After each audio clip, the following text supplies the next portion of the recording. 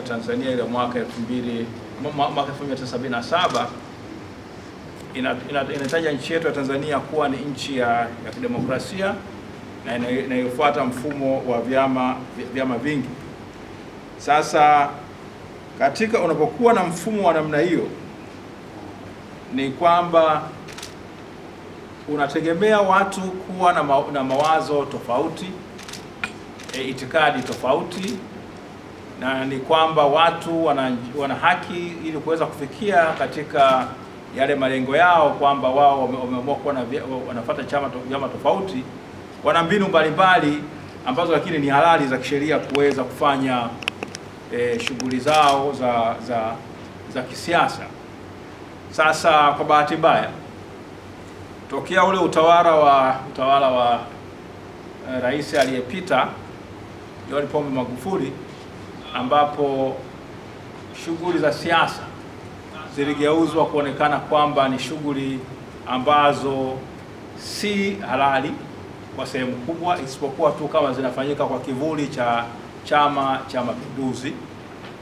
Na Magufuli akapiga marufuku mikutano ya kisiasa, akasema kwamba ataruhusu tu miezi miwili mitatu kabla ya uchaguzi mkuu wa 2020, na ndivyo alivyofanya.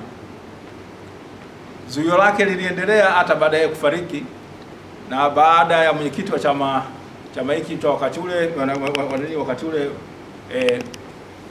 Freeman Mbowe alipotoka, na baadaye huyu ambaye sasa ni mtawala wa mabavu aliyekuwa madarakani wakati ule tulikuwa tunamtambua kama rais, alisema anaruhusu mikutano ya siasa kufanyika. Sasa umefanya shughuli za kisiasa kwa kipindi hicho na katika mazingira magumu sana. Mwenyekiti mwenyewe aliyekuwepo wakati ule Mbowe, mnakumbuka, alifunguliwa kesi ya ugaidi na alikaa ndani kwa miezi 8. Sasa baadaye tena mwenyekiti wa chama chetu ambaye alichaguliwa tarehe 21 mwezi wa kwanza mwaka 2025, muda mfupi tu baada ya miezi miwili baadaye, au miezi miwili na nusu baadaye, akakamatwa, akawekwa ndani na akashtakiwa kwa kosa la uhaini kwa kauli ambayo aliitoa katika ukumbi huo wakati anazungumza na wale ambao walikuwa ni viongozi wa chama na ambao walikuwa watiania wa ugombea ubunge, udiwani ambao kupitia Chama cha Demokrasia na Maendeleo, na alikuwa akiwaeleza kuhusiana na msimamo wa no reforms no election. Sasa akafunguliwa uhaini na ni kesi ambayo mpaka hivi sasa inaendelea kumtesa. Tarehe 14 ya mwezi wa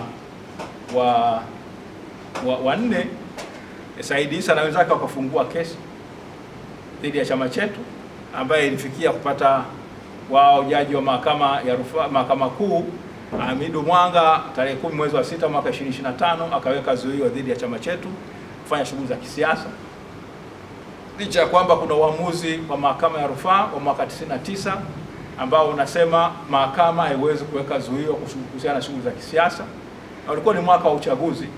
Sheria ya vyama vya siasa inasema kwamba hata chama cha siasa akiweza kufutwa au kusimamishwa kufanya kazi shughuli za siasa katika mwaka wa uchaguzi, lakini ikatumika njia hiyo haramu kwenda kupata zuio mahakamani, na mahakama huyo Jaji Mwanga akakomaa na akashupaa, hata baada ya kuambiwa kwamba kuna uamuzi wa mahakama ya rufaa bado akakataa, mpaka uamuzi huo ulipokuja kupinduliwa tarehe 15 ya mwezi wa 4 mwaka 2025. Sasa kulikuwa na jitihada nyingine dhidi ya chama chetu hiki ambazo zilikuwa zimeanzishwa na ofisi ya msajili wa mambo ya siasa, ambaye alikataa kutambua uongozi au sekretarieti nzima ikiongozwa na katibu mkuu wa chama na baadhi ya wajumbe wa kamati kuu ambao walikuwa wameteuliwa na mwenyekiti Tundu Antipas Lissu. Wakasema kwamba ile akidi ya baraza kuu la chama haikutimia hiyo siku ya tarehe 22 ya mwezi wa tarehe 22 ya mwezi wa kwanza mwaka 2025.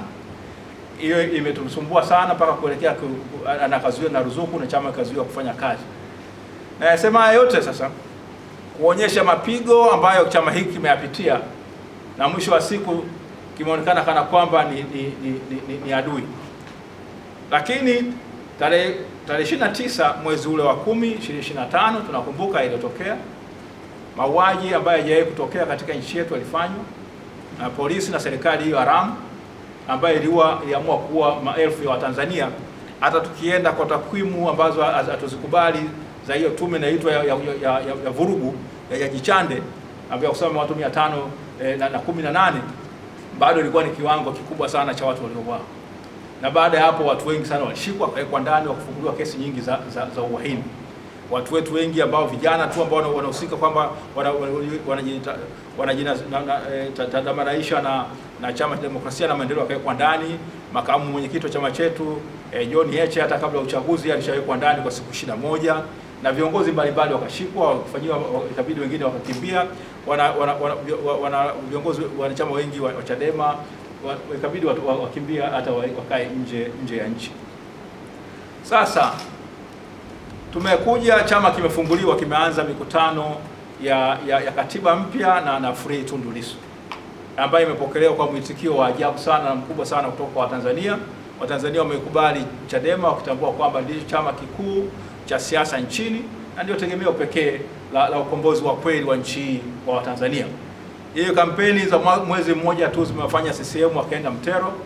Njia iliyokuwepo ni kutumia njia haramu ya huyu anaitwa waziri wa mambo ya ndani Petrobas Katambi, akisaidiwa na anaitwa waziri mkuu Mwigulu Nchemba.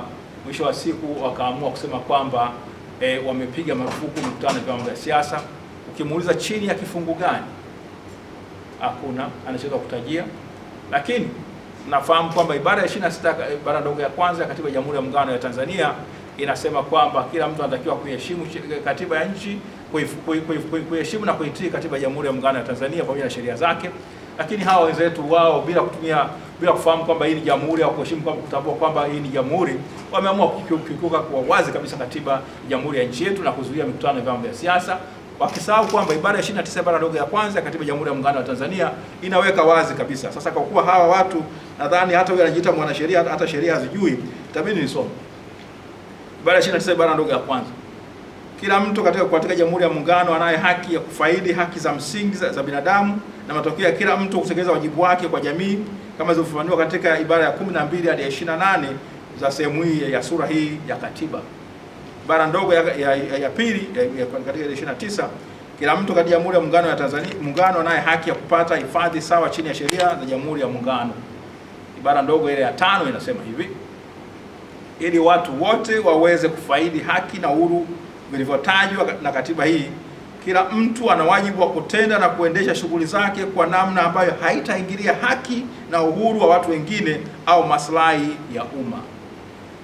Katiba inasema kwamba lazima uheshimu haki ambazo zimehakikishwa na kutolewa na Katiba ya Jamhuri ya Muungano wa Tanzania, ikiwemo ni haki ya kufanya siasa. Haki, ibara ya 20 inatoa haki ya watu kuweza kujumuika na kuunda vyama na kuweza kutoa maoni yao na itikadi zao.